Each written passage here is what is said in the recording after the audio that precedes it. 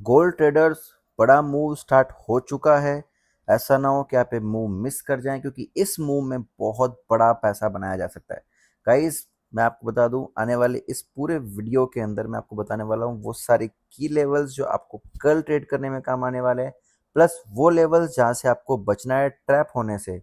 साथ ही साथ में आपको इस पूरे वीडियो के एंड तक एग्जैक्ट समझ में आ जाएगा कि कहाँ एंट्री रखनी है, कहाँ एग्जिट रखने हैं, और आपका कल का क्लियर स्ट्रक्चर्ड प्लान इस वीडियो में आपको मिलने वाला है। सो अगर आपने अभी तक मेरा यूट्यूब चैनल सब्सक्राइब नहीं किया है तो ऐसे ही बेहतरीन वीडियोस के लिए आप सब्सक्राइब कर लीजिए, ताकि फटाफट जब भी वीडियो डले तुरंत सबसे पहले आपको नोटिफिकेशन मिले और आप कभी भी एनालिसिस वीडियो को मिस ना करें। चलिए फटाफट से बात कर लेते हैं आज के वीडियो की। सो गाइस, 15 मिनट के स्ट्रक्चर के साथ में कल के डे की बात करूं तो ये क्लियर सेलिंग स्ट्रक्चर चल रहा था, जहां पे लगातार ब्रेकआउट स्ट्रक्चर से करता जा रहा था, लेकिन आज इसने एक चेंज ऑफ कैरेक्टर कर दिया है। यानी कि इसने अपना कैरेक्टर बदल लिया है। लेकिन एक इंपॉर्टेंट चीज क्या है, चेंज ऑफ कैरेक्टर करने के बाद अगर आप ये 1 आवर का, इसको मैं थोड़ा सा आपको क्लियर कर देता हूँ, 30 मिनट को भी देखो, 1 आवर का जो एफवीजी था उसको टैप किया है, और टैप करके एक शार्प रिजेक्शन देकर मार्केट ने हल्की सी डाउनवर्ड मोमेंट ली है। इसको इस तरीके से भी देख सकते हो कि ये जो चेंज ऑफ कैरेक्टर हुआ है एक प्रकार का इन लेवल्स का लिक्विडिटी ग्रेब है।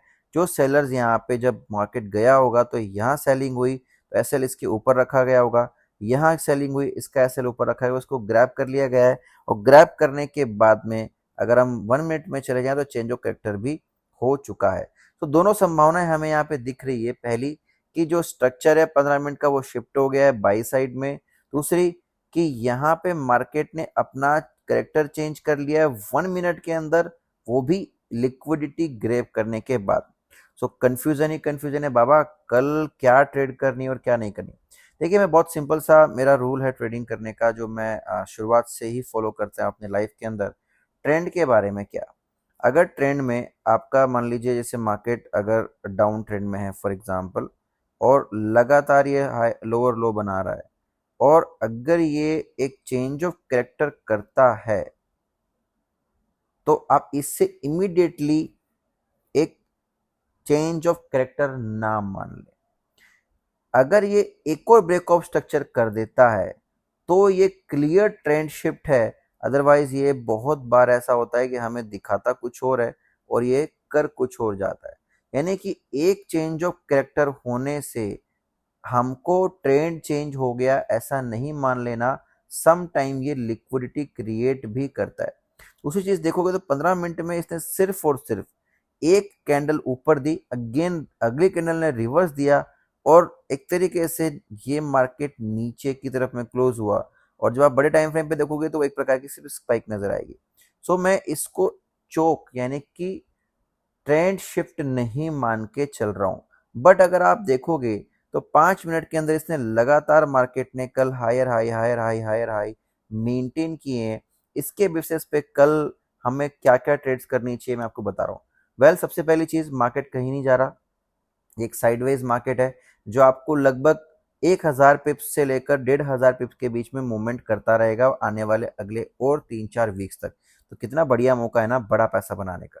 तो कल आपको क्या करना है, सबसे पहली चीज, ये एक ऑर्डर ब्लॉक है। अगर आप जाएंगे 5 मिनट के अंदर तो मैंने यहाँ पे एक ऑर्डर ब्लॉक को मार्क किया और ये 15 मिनट के अंदर ये ऑर्डर ब्लॉक का जो लिक्विडिटी कैंडल है इसको कवर अप कर रहा है। साथ ही साथ में ये एरिया सपोर्ट भी बना हुआ है, क्योंकि इस एरिया से मार्केट ने रिजेक्शन दिया और प्रीवियसली भी मार्केट यहाँ पे टैप किया हुआ है। सो ये एक पोटेंशियल बाइंग एरिया है। अगर आप सुबह सुबह जल्दी उठते हैं तो मार्केट ओपन होने के साथ ही जब मार्केट नीचे की तरफ में आएगा तो पहली बाइंग एरिया जो आपकी हो सकती है वो है गाइस ये वाली। अगर आपको यहाँ पे कोई भी ऐसा साइन मिलता है जो बेसिकली बुलिश पैटर्न बनाता है तो आप यहाँ पे बाई के लिए जा सकते हैं। अगर मैं आपसे इसकी वैल्यू शेयर करूँ तो ये है लगभग 3309 से लेके 3305, यानी कि 40 पिप्स का जो है ना आपका है नंबर 1। इसके बाद अगर मार्केट यहाँ पे सस्टेन नहीं करता, नीचे आता है, तो एक बहुत बहुत ज़्यादा बेहतरीन फेयर वैल्यू गैप यहाँ पे पड़ा हुआ है, जो 1 आवर से लेके आप देख सकते हो 1 आवर से लेके 15-30 मिनट 15 मिनट 5 मिनट तक भी इस गैप को फिल नहीं किया गया। यानी कि ये गैप फिल होने की बहुत ज़्यादा संभावना है गाइस। तो मैंने क्या किया यहाँ पे, इस पूरे फेयर वैल्यू गैप की 50% का जो मार्क है वो है 3290, उसको भी मार्क कर लिया क्योंकि यहीं से एक बार मार्केट ने टैप किया और उसके बाद में नीचे आया एंड देन ऊपर चला गया। सो 3290 इज अ प्लेस, यानी है तो पूरा का पूरा बॉक्स अगर इतना बड़ा है ना 96 से लेके 84, यानी कि लगभग 120 पिप्स का जोन। तो मैं इस जोन में ट्रेड करना चाहूंगा तो कहाँ करना चाहूंगा, मैंने इसका क्या कर दिया, 50% का एरिया ले लिया है यहाँ से यहाँ तक। ठीक है, इस 50% के एरिया के साथ में मैं यहाँ पे ट्रेड करना पसंद करूंगा। ओके, और मैं यहाँ पे ट्रेड करूंगा जो एरिया मैंने मार्क किया हुआ है, इसको मैंने ब्लैक कर दिया।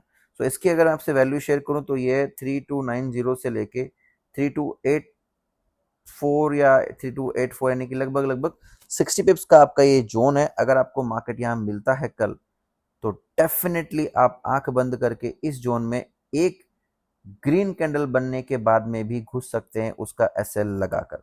ओके गाइस, ये जोन है। अगर ये वाला जोन फेल होता है तो इसके जस्ट नीचे ही, मैं बहुत ज्यादा नीचे नहीं जा रहा हूं अभी, ये एक ऑर्डर ब्लॉक पड़ा हुआ है। ठीक है, इस ऑर्डर ब्लॉक की भी बहुत महत्वता है। तो प्लीज अगर ऐसा हो कि इसकी लिक्विडिटी ग्रैब करते हुए मार्केट इसमें टैप कर जाए तो प्लीज, अगर ये एफवीजी का एसएल आपने खा लिया तो भी इस ऑर्डर ब्लॉक को मत छोड़ना। ये एक हाई पोटेंशियल ट्रेड है जो कल आपको गेन दे सकती है। कितना बड़ा, इमेजिन अगर आपको यहां से भी ये ट्रेड मिलती है तो ये अप्रोक्सीमेटली आपको 500 to 600 पिप्स का गेन ये ट्रेड कल आपको दे सकती है। तो ये थे बाइंग के लेवल्स गाइस। सेलिंग लेवल्स क्या क्या हो सकते हैं, बहुत सिंपल है। अगर मार्केट वापस से इस वाले हाई को ब्रेक कर देता है, किस वाले हाई को, इस वाले हाई को, तो मार्केट में फिर सेलिंग नहीं है।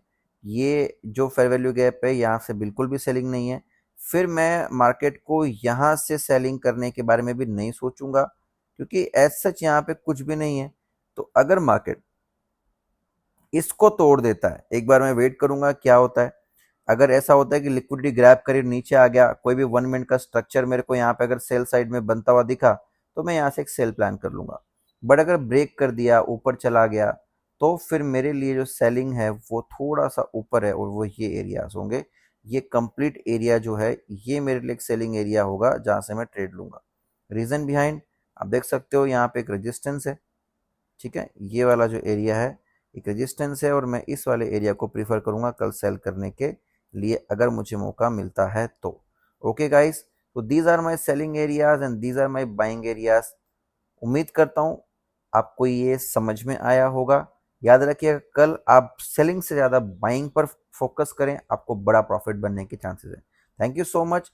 वीडियो को लाइक करें, कमेंट करें और प्लीज़ यार शेयर करना ना भूलें। Thank you.